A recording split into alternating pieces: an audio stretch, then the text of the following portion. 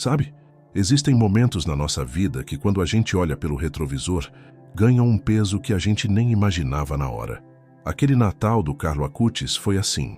Naquele ano, ele era só mais um guri de 15 anos, aproveitando as festas com aquela leveza que a gente só tem nessa idade. Ele jogava sua bolinha com os amigos no parque, ficava lá no computador programando sites com aquela empolgação de quem descobriu uma paixão de verdade e fazia planos para o ano seguinte, como todo adolescente faz. A saúde, perfeita. O sorriso, estampado no rosto. A energia, de sobra. Nada. Mas olha, absolutamente nada naquele menino indicava que a caminhada dele aqui na Terra estava perto do fim.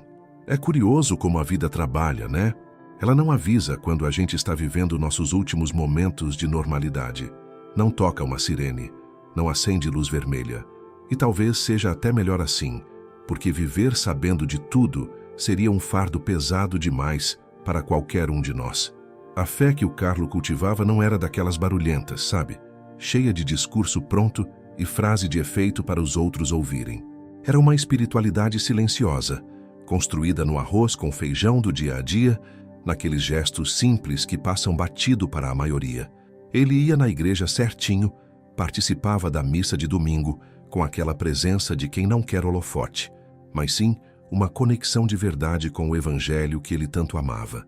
Estudar a Bíblia fazia parte da rotina dele, tanto quanto mexer no computador. O Carlo entendia que a Bíblia não era um livro velho e parado no tempo, mas um manual de vida que conversava direto com as escolhas dele.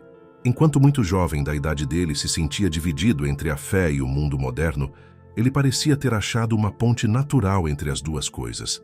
A devoção dele pela Eucaristia era uma coisa linda de se ver. Ele dizia que aquele era o seu pedacinho do céu na terra. E não era da boca para fora.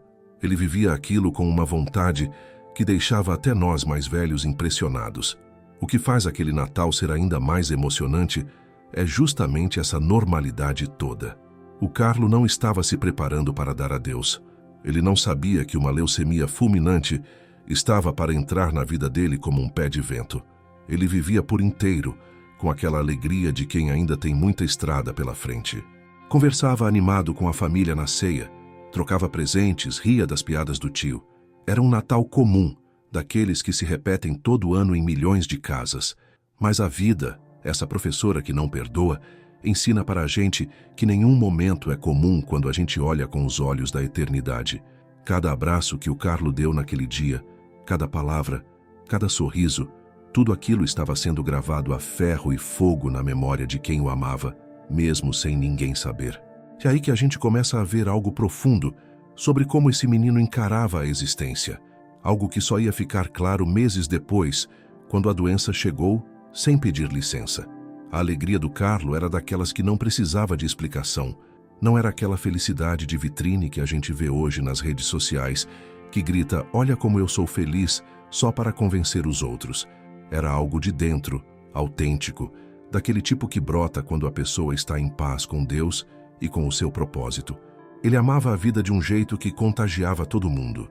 Os amigos diziam que ele estava sempre pronto para dar uma mão, sempre com uma palavra de ânimo. Ele não era perfeito, ninguém é, mas tinha essa capacidade rara de fazer as pessoas se sentirem vistas, ouvidas, importantes. No culto de domingo, enquanto muito guri estava lá por obrigação, o Carlo estava por escolha. Ele participava do louvor com o mesmo entusiasmo com que jogava videogame. Para ele não tinha gaveta separada. A religião não era coisa só de domingo, era algo que estava em cada ação, cada decisão, cada suspiro. É justamente esse contraste entre a vida cheia de vida e a morte repentina que faz a história dele mexer tanto com a gente. Imagina viver com toda essa intensidade, cheio de planos, e de repente receber um diagnóstico que vira tudo de cabeça para baixo em dias. A leucemia não avisou, não deu sinal, não preparou o terreno. Simplesmente apareceu bruta como um raio em dia de sol. Num momento, o Carlo estava jogando bola e programando seu próximo projeto. No momento seguinte, estava numa cama de hospital, enfrentando a realidade mais dura que um menino de 15 anos pode ter.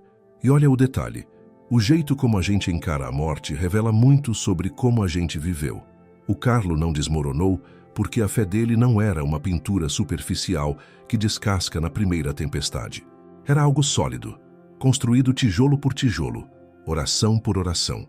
Quem esteve com ele durante a doença é unânime. Ele não viveu aqueles últimos meses como alguém derrotado. Claro que teve medo, claro que teve fraqueza. Ele era humano, não era super-herói de cinema, mas tinha algo mais forte que o medo, tinha certeza. Uma certeza que não veio do diagnóstico, mas de uma vida vivida com propósito muito antes de tudo acontecer. Aquele Natal, meses antes da doença, já tinha em si todas as sementes do que o Carlo ia mostrar depois. Que a verdadeira preparação para a morte é o jeito que a gente vive cada dia. A gente não precisa saber quando vai ser nosso último Natal para viver cada um como se fosse. O Carlo não sabia, mas vivia como se soubesse. E essa é a diferença entre só existir e viver de verdade. É esse tipo de consciência que transforma um jantar comum num evento sagrado e uma conversa qualquer num legado para sempre. Agora, olha só uma coisa que o Carlo fazia e que muita gente hoje acha estranho. Ele fugia do consumismo exagerado. Estamos falando de um adolescente do século XXI, morando em Milão, a capital da moda, cercado de tentação para comprar. E mesmo assim, ele escolhia não ser escravo disso. Não era porque faltava dinheiro. A família tinha condições. Era porque ele entendeu cedo o que muita gente leva a vida inteira para aprender. Coisa nenhuma preenche vazio de alma. Enquanto os colegas brigavam pelo tênis mais caro ou pelo celular da moda, o Carlo usava roupa simples e evitava gasto bobo. Quando perguntavam por quê, ele falava na lata: "Não quero ser escravo do consumo." Pensa bem, um menino de 15 anos com essa clareza sobre o que realmente importa. Essa atitude dele não era pose para parecer mais santo, era coerência. Ele entendia que cada centavo que a gente gasta é um voto que a gente dá no tipo de mundo que quer construir. Por isso, no Natal, que é essa época onde a fé se mistura com o comércio, o Carlo mantinha a linha. Não que ele não desse ou ganhasse presentes. Ele não era um bicho do mato, mas o jeito dele participar era diferente. Enquanto muitos se perdiam na correria das lojas, ele focava no essencial, o nascimento de Jesus Cristo. É como se ele tivesse um filtro interno para separar o que é eterno do que passa. Sem saber que seria seu último Natal, ele já estava vivendo do jeito certo, com as prioridades no lugar. Esses gestos silenciosos dele, recusar o excesso, escolher a simplicidade, hoje parecem uma preparação invisível para o que estava por vir. É como se a alma dele já soubesse o que a mente ainda não tinha descoberto. A espiritualidade às vezes trabalha assim, sabe? Ela prepara a gente para caminhos que ainda não vemos. O Carlo estava sendo moldado dia após dia. Cada vez que ele dizia não para um desejo supérfluo, ele ficava mais forte para dizer sim para o que importava. Quando a doença chegou e tudo o que era material mostrou sua fraqueza, o Carlo não se sentiu perdido. A âncora dele não estava nas coisas deste mundo, estava em algo muito mais fundo e sólido. A fé jovem do Carlo não precisava de discurso bonito ou de aparecer para os outros. Não era de dar sermão teológico difícil. A religião dele era na prática. Era a fé de quem acorda e, antes de olhar o celular, faz uma oração. Era a fé de quem, em vez de reclamar de uma prova difícil, buscava força na Bíblia. Era a fé de quem via um mendigo na rua e não passava reto, mas parava, conversava e ajudava. Essa coerência entre o que se acredita e o que se faz é coisa rara, ainda mais num adolescente. Hoje em dia todo mundo fala bonito na internet, mas vive desconectado desses valores. O Carlo era o contrário. Falava pouco e vivia muito. Naquele último Natal, essa coerência aparecia naturalmente. Não tinha espetáculo. Ele era quem era, sem máscara. Participava da festa da família com alegria, mas não se perdia na superficialidade. A missa de Natal não era só um compromisso social. Era o coração de tudo. Enquanto muita família vai na igreja no Natal só por tradição, para o Carlo aquele era o momento mais importante do dia. Ele renovava ali sua amizade com Deus. E o bonito é que ninguém precisava empurrar ele. Era espontâneo, vinha de dentro, não era uma obrigação imposta. Isso é o que mais toca quem conhece a história dele. A gente não está falando de um santo de museu que viveu séculos atrás num mosteiro. Estamos falando de um menino que nasceu em 1991, que cresceu com internet, jogava videogame e tinha rede social. Um guri comum, mas extraordinário no que interessa. Ele mostrou que dá para ser moderno sem deixar de ser profundo. O Carlo viveu isso sem pose, sem artificialidade. E foi essa naturalidade que fez o testemunho dele ser tão forte e durar até hoje. Para entender como ele encarou a morte com aquela calma, a gente precisa entender o que veio antes, uma vida centrada na Eucaristia. Para o Carlo, a missa não era um evento de vez em quando, era o oxigênio dele. Ele dizia uma frase que muita gente não entende, mas que para ele era a pura verdade. A Eucaristia é a minha rodovia para o céu.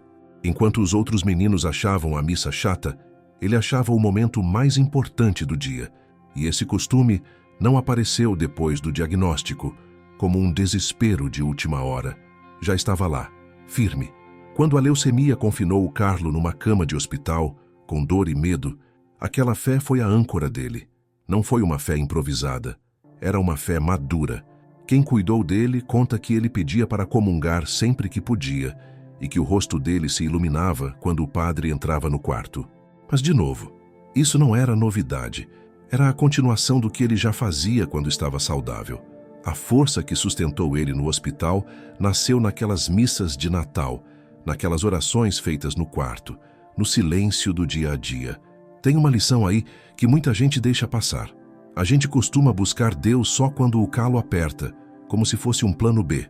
Mas o Carlo ensina que a fé tem que ser construída quando tudo está bem, porque ela vai ser nossa força quando tudo der errado.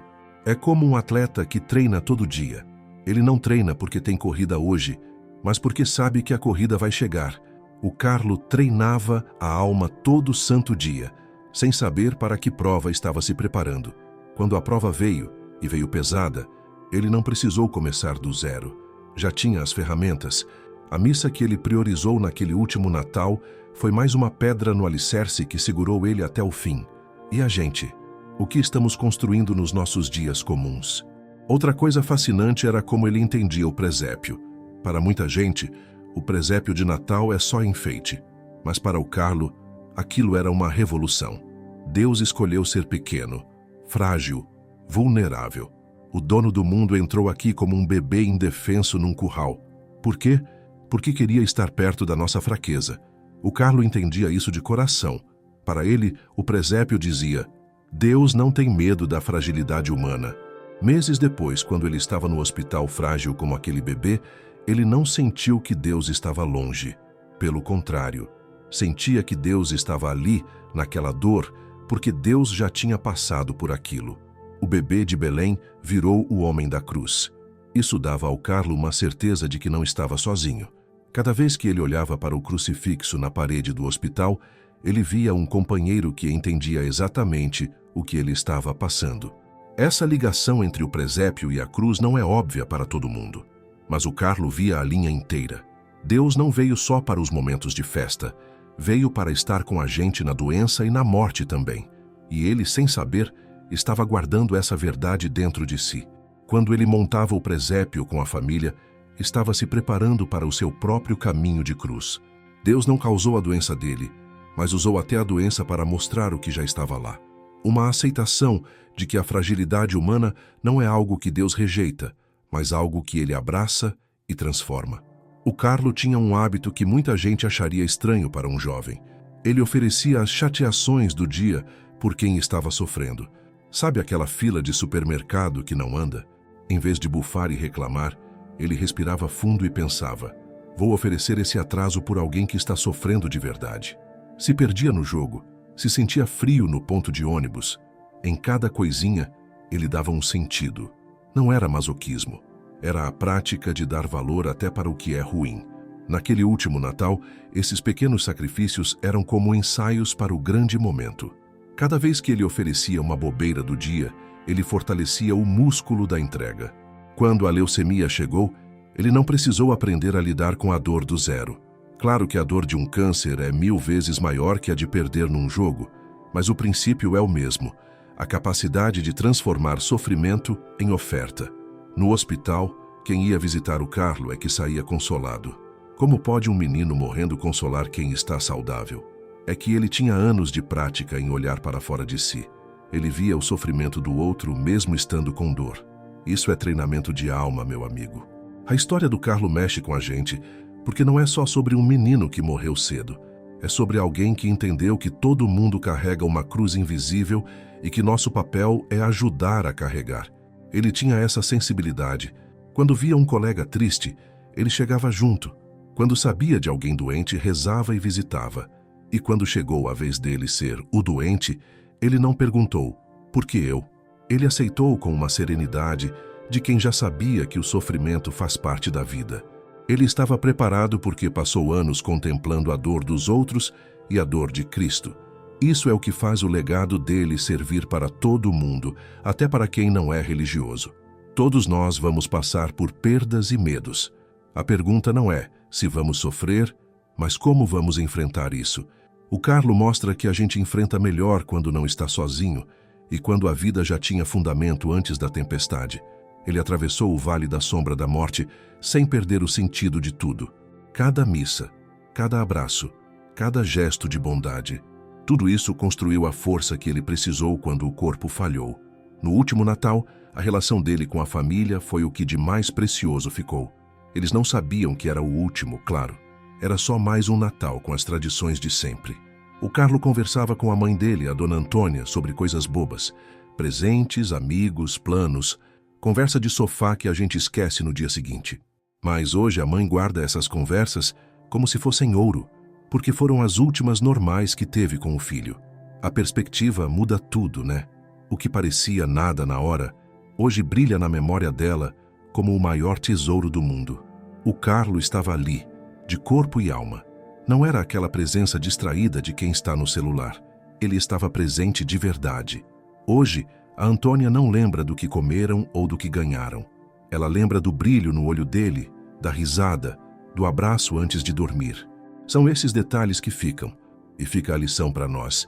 Cada abraço rutinário é sagrado. Não precisa esperar uma tragédia para dar valor. A mãe dele só entendeu o presente que foi aquele Natal quando o Carlo não estava mais lá no ano seguinte. Dói pensar que houve um último abraço sem ela saber. Se soubesse, teria apertado mais forte. Mas a vida é assim. A gente pode escolher estar mais presente agora, sem esperar o aviso do fim. O Carlo já fazia isso. Ele não deixava o amor para depois. Para terminar, tem aquela frase que ele disse na hora final no hospital, que resume o homem que ele foi. A situação era de cortar o coração. O corpo dele estava sendo consumido pela leucemia. A mãe ali do lado, vivendo o maior pesadelo de uma vida. No meio daquela angústia, o Carlo juntou as forças que restavam e disse, mãe, eu sei para onde eu vou. Não foi um grito de pavor, foi uma declaração de paz. Uma certeza que não caiu do céu na última hora, mas que foi construída no último Natal nas missas de domingo, em cada pequena oração. Quando ele disse aquilo, ele não estava chutando. Ele sabia. Ele tinha o mapa. Ele viveu preparado, não de um jeito triste, mas de um jeito intenso. A morte não pegou ele de surpresa porque ele viveu com propósito. Muita gente hoje nega a morte, esconde ela, finge que não existe até não ter mais jeito. E aí, quando chega, está todo mundo perdido. O Carlo não. Ele via a morte como uma passagem, uma porta. Isso não tirou a dor da despedida, mas deu um sentido para ela. A história do Carlo Acutis nos faz encarar uma verdade incômoda. A morte é uma continuidade. Para quem planta o bem e cultiva a fé, ela perde aquele terror todo. Ele falava do céu como um destino real, um encontro marcado com Jesus. E essa paz passava para os outros. Mesmo a mãe dele, com a alma rasgada, achava um pouco de consolo naquela calma do filho. Era como se ele dissesse, está tudo bem, mãe, isso não é o fim, é só a próxima etapa. O legado do último Natal do Carlo é esse, viver com verdade. Ele não fez nada de outro mundo naquele dia. Ele só viveu o comum de um jeito extraordinário. Ele tratava cada dia como se fosse importante, porque ele sabia que era. Ele não queria ser uma fotocópia de ninguém. Queria ser o original que Deus criou. Ele nos desafia a viver cada minuto com propósito, a não desperdiçar o tempo com bobagem. O Carlo dizia, a tristeza é olhar para si mesmo. A felicidade é olhar para Deus.